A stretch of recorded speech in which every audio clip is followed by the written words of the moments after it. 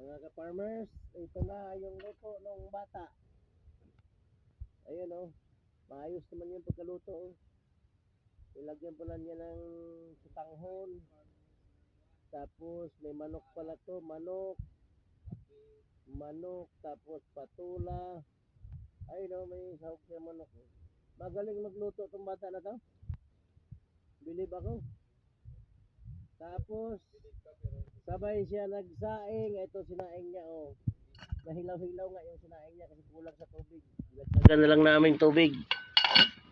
Maganda yan. Oh, nag-aapoy pa siya dito, kahoy kasi walang gasol, mahal.